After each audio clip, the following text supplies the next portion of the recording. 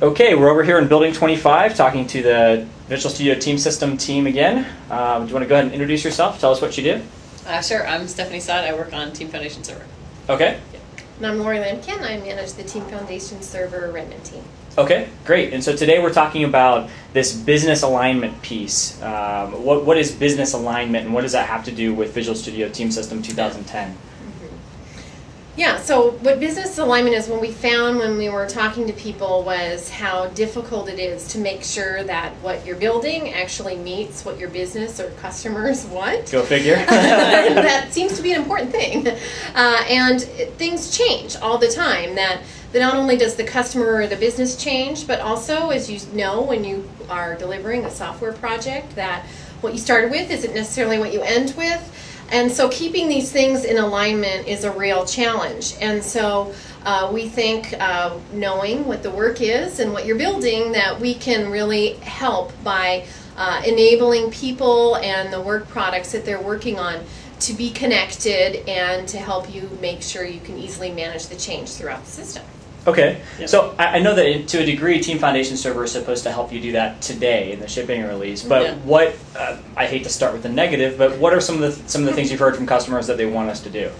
You want to take turns here? Sure. On this, like, answer. Let's see, question what are the thing? things customers get mad at us for? I think the task, the way I describe it sometimes when I'm talking to customers is, you get this list of all your tasks that are done, and TFS is great for tracking. And now you know that task 24601, 8509, and you've built DLL ms.corelib, and you're looking at that thinking, what the heck have I just built? I have no idea. Yep. And so when I think about business alignment, it's really a quick way of saying it is understanding what you've built in a digestible way. When you think about the specific features that are enabled, you think about things like hierarchy. So I could say for agile projects, the way we run here in-house, you could say, okay, I've got this user story. I want to put a user story called Make TFS Awesome. Or, maybe there'd be a different alignment, perhaps. Business alignment, okay. So I think we've got a user story called, hypothetically speaking, create cool dashboard. And one underneath it was new visual look and feel for the SharePoint site. And another one was put awesome Excel reports up on there. You can imagine having tasks beneath that. And now let's say, Brian, you want to know how it's going because you're interested in how our progress is. You could actually just monitor the progress of the high-level item, and all that information is rolled up. Now, meanwhile, the developers down the hall, who are literally just down the hall, they're not having to call you up and explain it or even do anything different. They just they finish, they check in their work, and the system automatically rolls up their status in terms of hours and completeness. So then at Lori's level, or even at her boss's level, we can track the whole release very easily and understand what units of business value are coming in. We can see what tests are running. Are the dashboards well tested? Are they close to being complete? Are there high risk items on them? And meanwhile, the developers, they're still in their offices coding. We kind of push food in under the door every once in a while, and they don't have to be bothered with 50 status reports or people coming by their office all the time. So that's how I think about business alignment. Yeah, and I would add that the developer can tell what the context the work is that they're doing, so that they're not just writing some Excel report and going, this isn't very fun, but they're actually saying, I can understand how this is adding value, and I can kind of do that line of sight to the purpose of our product and what we're trying to do and how my work fits in, which is pretty empowering as well.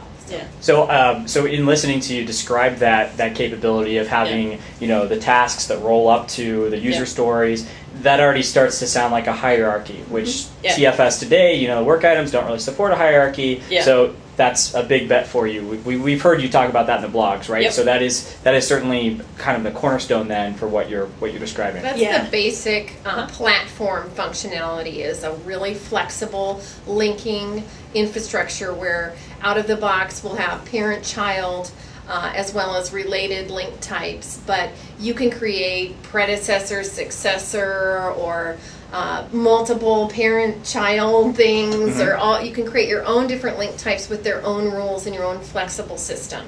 So we think what we have solves most cases, but we know that people want to run their projects their own way, and so we want to be able to have a nice, rich platform to adapt to that. Okay, great.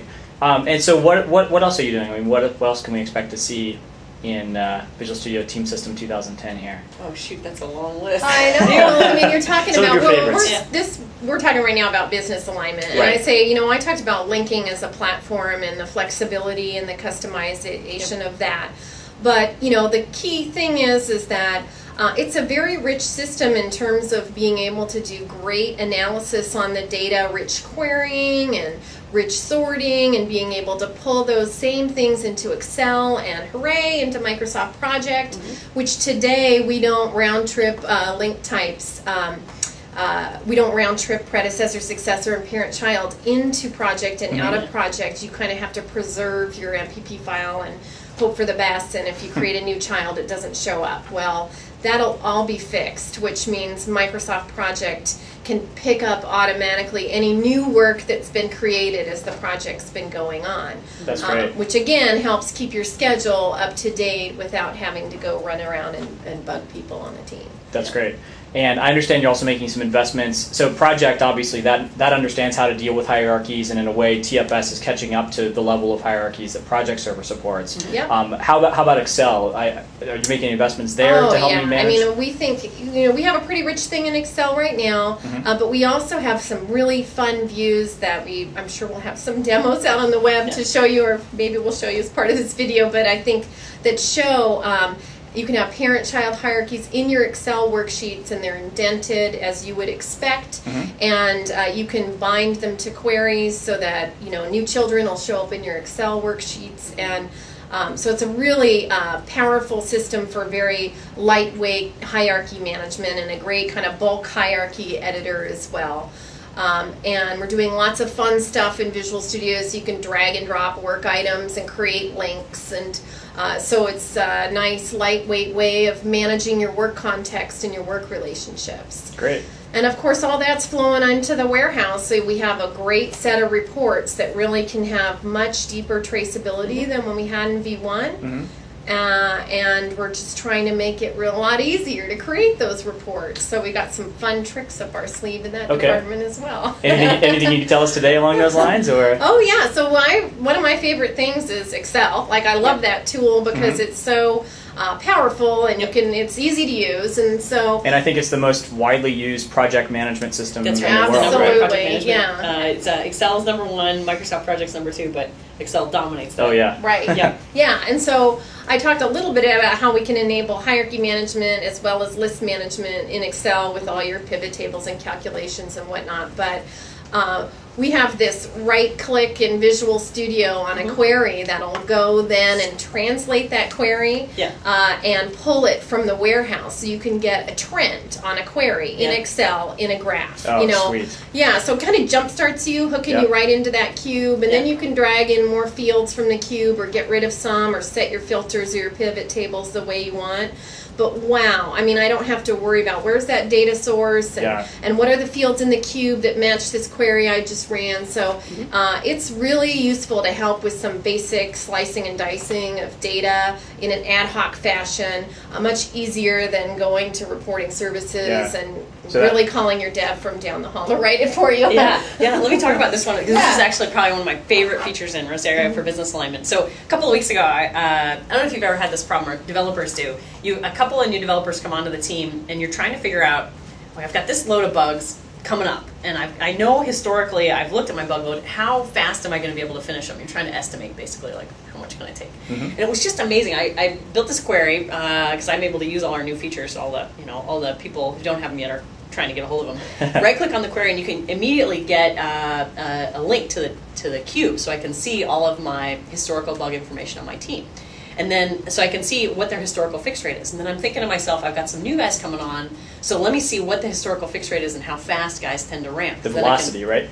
Yep. Exactly. And so, I sit there and I just munge with Excel for about 5 minutes, and I'm immediately got the data that I want, and I can project out and say, all right, how fast then do I think we'll be able to fix bugs? We come up with an estimate, and it was actually pretty close for us. Wow. So it's really nice to be able to mine that data. What's so cool about Excel is you don't have to know, you don't have to spend a whole bunch of time building a complex report.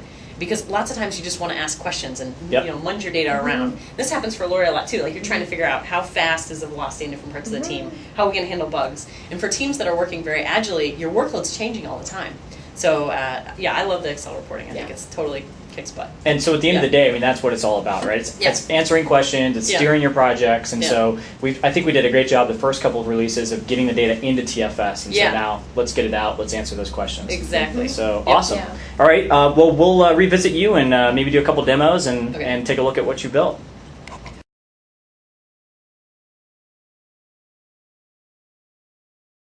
Go ahead and pick up. So other key problem that people have in managing their business is that people often work on more than one project, or there's several projects happening in an organization. And Team System currently in our RTM release really works well on managing one project, a single project. But when you want to look across projects, that's a challenge, and Project Server tends to be the most commonly used tool for that. Right. And with Visual Studio 2010, we plan on having integration with Project Server, so you can get a view on all your projects. And I really like this because it's not, we don't require all the teams to use Microsoft Project. They can use their agile scheduling or their high-level dependency analysis scheduling that you get with Project, or their own homegrown spreadsheet, whatever they like, but they can flip the switch to integrate it with Project Server, and then the PMO has visibility into what they're doing. So I'm excited about this because I think it helps bridge that communication up the management chain, so it's not, you don't have the people in the middle trying to translate stuff going back and forth. And then you get to use all the great features in Project Server that help you do load balancing of resources across projects, or realize that one project's in trouble, so extend the time on another, or manage budget, things that you don't necessarily do in Team Foundation Server. That's great. And so I know there's a level of integration available for Project Server and Team Foundation Server. Today, you can go to Codeplex and get the connector, right? Yep. How does this differ really from what you're talking about there? Codeplex, the connector, I mean, you have to compile it, and then you have to work with it and try to deploy it. This is really something where it's part of the installation, it's out of the box. You can absolutely configure through XML the fields that you want mapped back and forth. But from Project Server, it's a matter of, in your normal approval workflow that you do, you just see Team Foundation Server updates that affect your schedule just with the updates that came in from Project Web Access. So it's a very seamless experience. Similarly in Team Foundation Server, people are just marking off their work, and they can see if the project manager has, said, I don't want to approve this schedule change, it really affects the schedule, and then I hope that instigates a conversation back and forth between the people. So I'd say in general it's easier to deploy, out of the box, fully supported, and much more of a seamless experience. Awesome.